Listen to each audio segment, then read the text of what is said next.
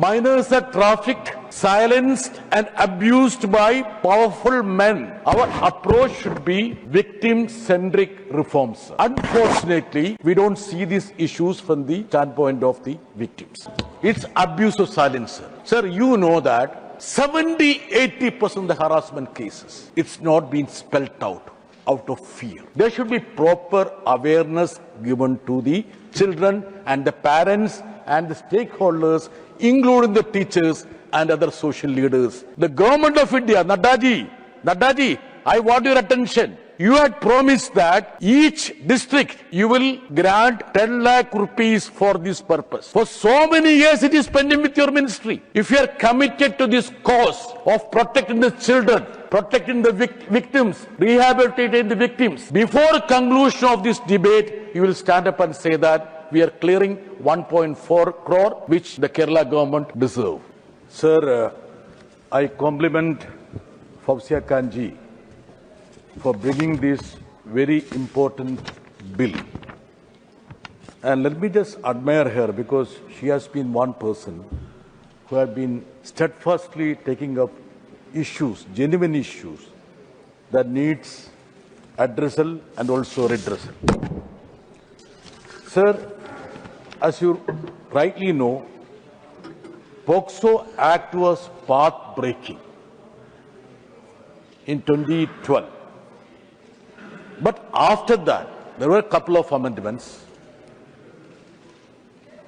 The reality is the ecosystem have drastically undergone changes. The way in which our children are subjected to harassment in different forms. The technological revolution that has happened. Honorable Ministry is here. He is aware about the internet penetration, the impact of social media, the encrypted messaging app, which he wants to make it accessible to the government agencies, and the data-driven exploitation that is happening. The huge impact of the ecosystem that has come on these hapless children. So rightly, Fawzia has suggested that this act should undergo certain changes in tune with the times. I fully subscribe her views and support her. Sir, please allow me to submit a statistics which is very relevant, sir. You would be interested to know that. We introduced fast-track courts so that at least these vertical should have a mechanism that should be in tune with the time of giving justice to our hapless children. But, sir, 137,000 cases are still pending. That means the system is suffering a fatigue.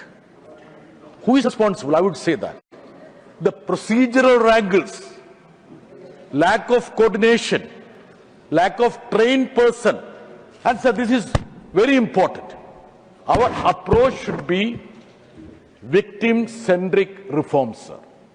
Unfortunately, we don't see these issues from the standpoint of the victims. Sir, across the globe,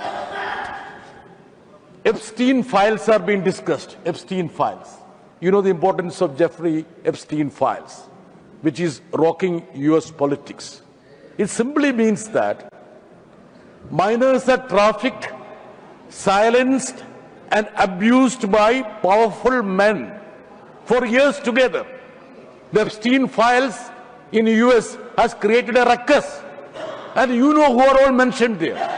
Even high and mighty have been mentioned in these Epstein files.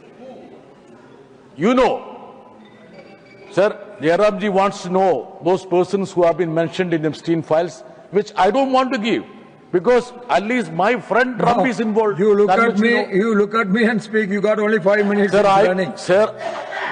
Sir, I would be happy to look at you only, sir. It's such a delight to look at the chairman and speak, sir.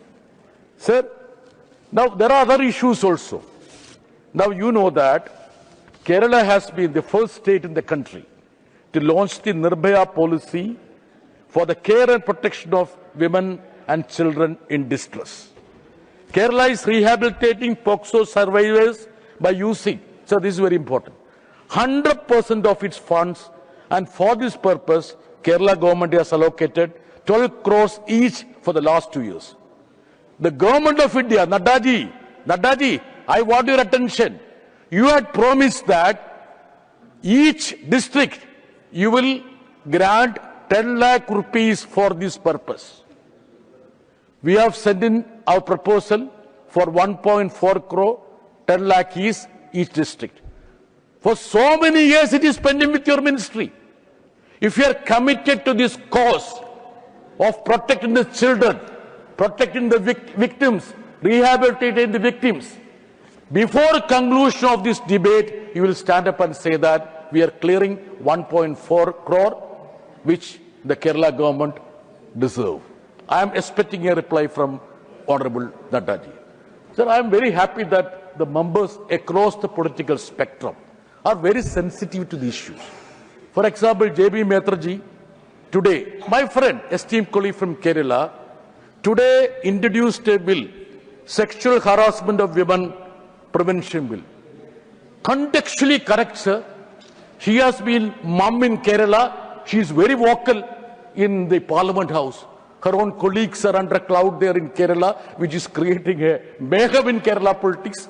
But she had, Jaradji, you should compliment your junior colleague coming with a bill like that. But, yes, colleague of that party. Yes. No. Now they will point fingers at them. But I am very happy. She's my younger sister. But J.B. Mehtaji, you should open your mouth when things happen in Kerala. Your colleagues are speaking. But sir, coming to this topic, sir, there are pertinent issues regarding this. Sir, I am just giving you an insight to this. Sir, there have been observations from the Supreme Court. One issue I would say, sir. See, when there are issues between a teenage boy and a teenage girl, many a time the boy is implicated. So the Supreme Court and Madhya Pradesh High Court also, is it correct?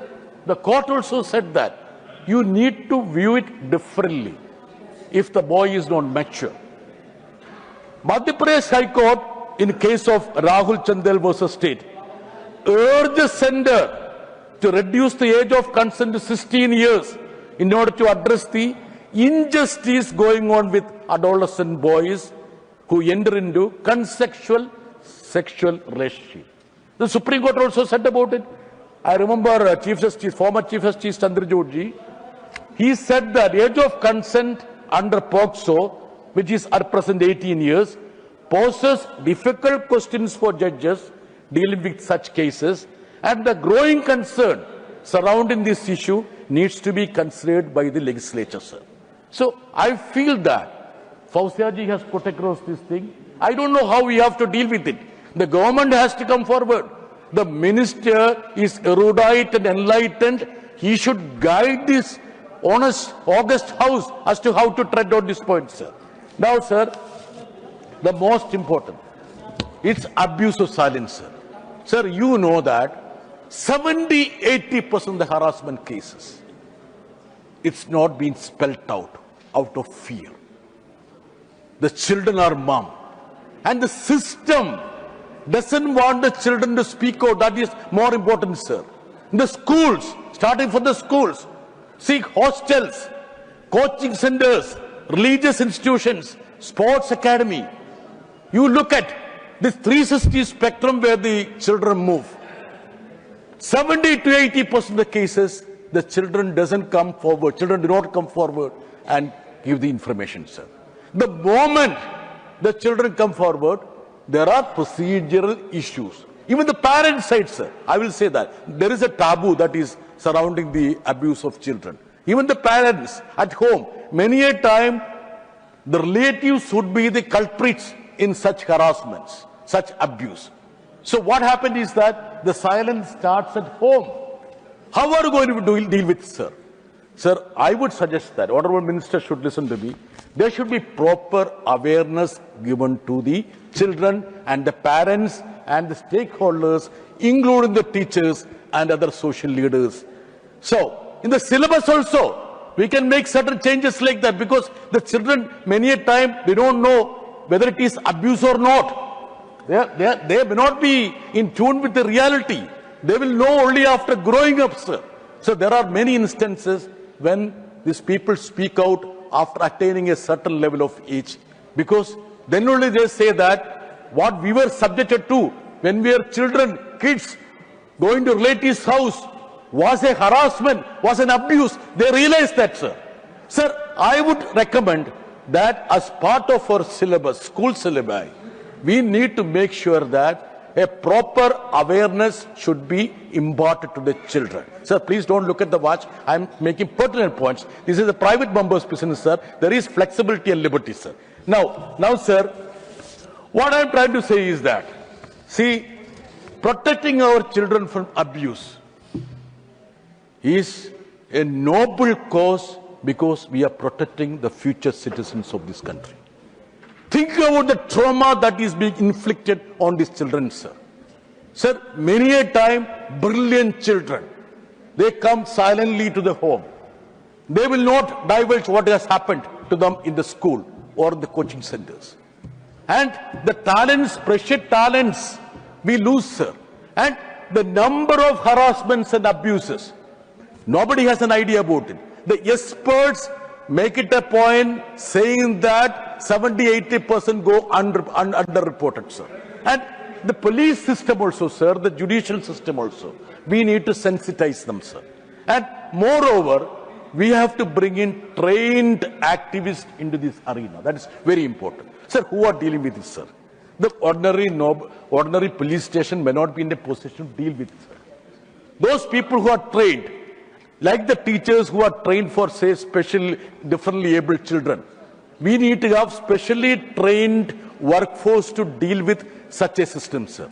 And moreover, sir, there should be a system of rehabilitation, giving them a therapy to bring them back to our society, sir. So, whole plethora of things which we can do, but we don't do, sir.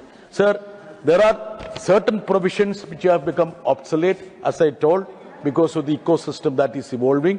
So I would humbly request that the government should come forward, because the bill is slightly old, though there are amendments. But since Fawziaji presented a beautiful bill covering all the aspects, wider spectrum, I would urge upon the government, look at those provisions and imbibe and incorporate, if at all they don't accept it. But since it is I would say that a neutral agnostic bill which doesn't have any political overtones, I would urge upon the government and this August House that let us all jointly, unitedly pass this bill, sir. Thank you very much, sir.